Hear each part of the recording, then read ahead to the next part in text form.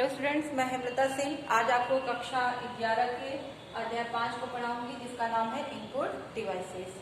तो बच्चों, इस भाग 3 में मैं आपको पॉइंटिंग डिवाइस के बारे में बताऊंगी। जो पॉइंटिंग इनपुट डिवाइसेस है उनके बारे में बताऊंगी। अगर हम पॉइंटिंग इनपुट डिवाइस की बात करते हैं तो सबसे पहले नाम आता है माउस। माउस का प्रयोग जब डॉस ऑपरेटिंग सिस्टम कंप्यूटर में इंस्टॉल किया जाता था तब नहीं किया जाता था, लेकिन जब बाद में विंडोज ऑपरेटिंग सिस्टम आया जो कि graphical user interface operating system था, इसके आने से ही माउस का प्रयोग जो है शुरू किया गया। और ये जो है एक प्राइमरी इनपुट डिवाइस के रूप में तो हम कीबोर्ड को ही जानते हैं, लेकिन कीबोर्ड के बाद अगर कोई दूसरा जो है इनपुट डिवाइस जाना जाता है तो वो है माउस।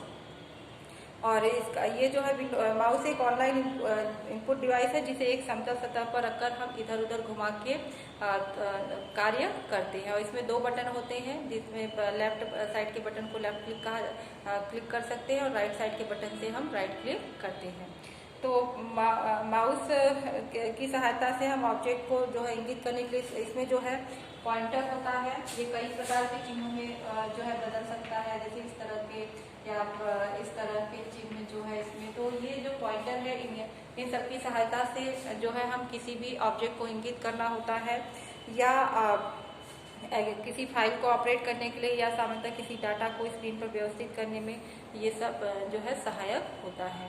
तो कोई भी ये आपका जो मेन्यू है उसको ओपन करना है, कोई फाइल को ओपन करना है, तो इन सब जगह जो है माउस का हम उपयोग करते हैं। माउस जो है हमारे कार्य को आसान बनाता है, क्योंकि अगर हम कीबोर्ड के द्वारा तो अगर हम कोई कार्य करते हैं तो हमें कमांड को याद रखना जरूरी होता है, लेकिन माउस की सहायता से हम डायरेक्ट क्लिक करके ये सभी कार्य कर सकते हैं। फिर जो है ये जो माउस भी है ये इसको जो स्टैनफोर्ड 1977 में स्टैनफोर्ड लेबोरेटरी के वैज्ञानिक डगलस सी इंजेलवर्ड ने इसका आविष्कार किया था। और पहले इसका नाम जो है पॉइंटिंग डिवाइस रखा गया था। और जो ये माउस 4 प्रकार के होते हैं, और ये है mechanical mouse, optical mouse, auto mechanical mouse और एंड कॉर्डलेस माउस।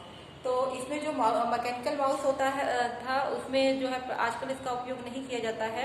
उस माउस के नीचे एक बॉल लगी रहती थी, और जब इस माउस पैड पे बॉल को सरकाते थे तो बॉल की गति के साथ ही जो स्क्रीन पे पॉइंटर होता था वो गति करता था। और इसमें ऑप्टिकल माउस अगला है। तो ऑप्टिकल माउस का उपयोग जो है ज़्यादातर आजकल जो उपयोग होता है वो ऑप्टिकल माउस ही है। और ये माउस जो है नॉन मैकेनिकल माउस है। इसमें प्रकाश का एक पुंज होता है, इस माउस की निचली सतह से उत्सर्जित होता है, और इस प्रकाशीय पुंज के परावर्तन के आधार पर यह ऑब्जेक्ट जिस पर हम प्रक्रिया करनी होती है की दूरी, दिशा तथा गति तय करता है। तो ये प्रकाश पुंज के द्वारा जो है इसमें कार्य किया जाता है। फिर आता है ऑप्टो मैकेनिकल माउस। जैसे ये ऑप्टिकल माउस की तरह ही होता है, बस इसमें अंतर केवल इतना होता है कि यह बॉल के घूर्णन को ऑप्टिकल सेंसर्स की सहायता से समझता है। अगला है कॉर्डलेस माउस। नाम से ही इसके स्पष्ट होता है, कॉर्डलेस मतलब जिसमें तार नहीं लगा होता है। और कॉर्डलेस माउस जो है रेडियो फ्रिक्वेंसी पर कार्य करता है।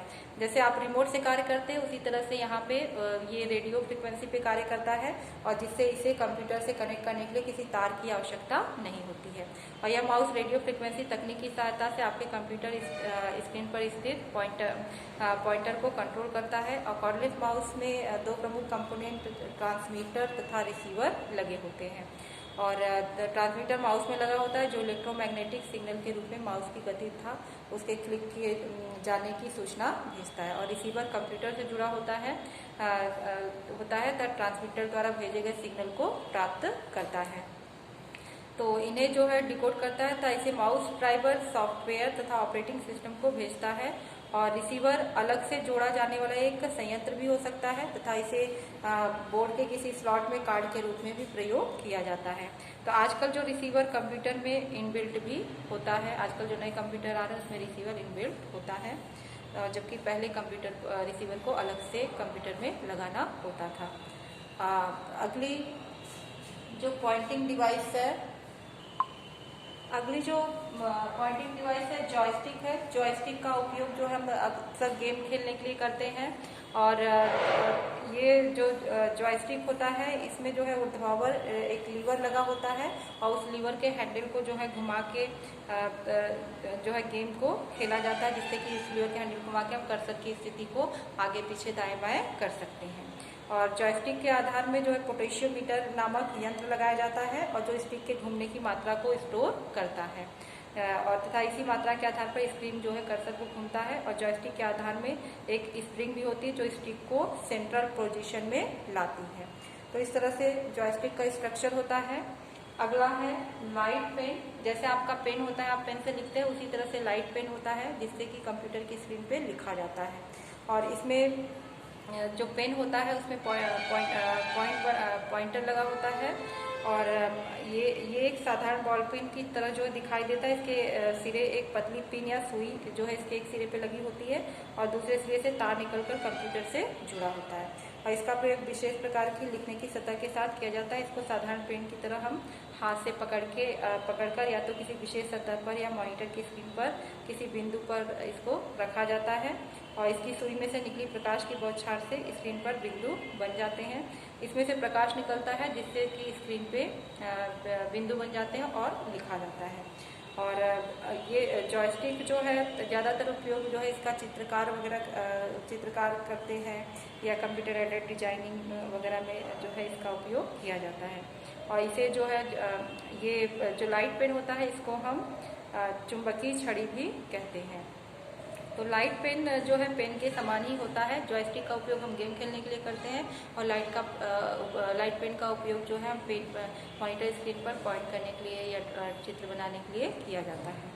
फिर आता है अगला टच स्क्रीन।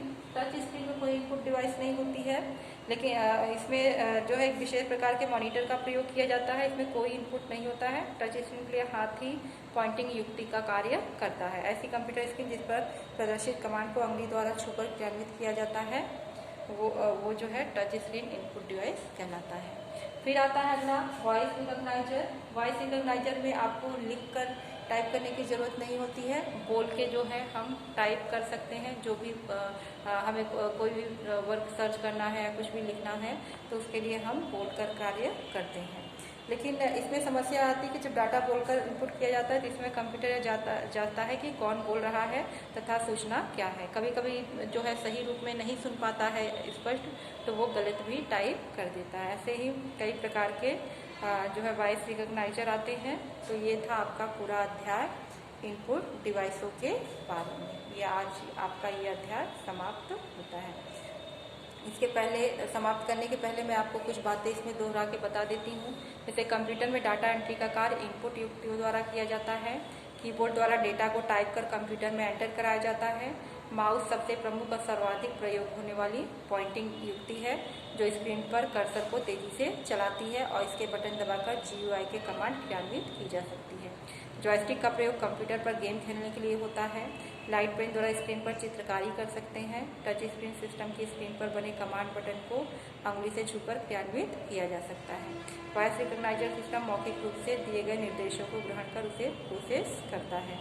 वेब कैमरा चित्रों को रिकॉर्ड कर कंप्यूटर को प्रदान करता है। माइक तथा माइक्रोफोन द्वारा आवाज़ रिकॉर्ड कर कंप्यूटर में भेजी जा सकती है और स्कैनर चित्रों को कंप्यूटर में स्टोर करता है। और बारकोड रीडर वस्तु के पैकिंग कवर पर बने बारकोड की को रीड करता है और कंप्यूटर को प्रदान करता है। तो आज आपका ये अध्याय समाप्त होता है।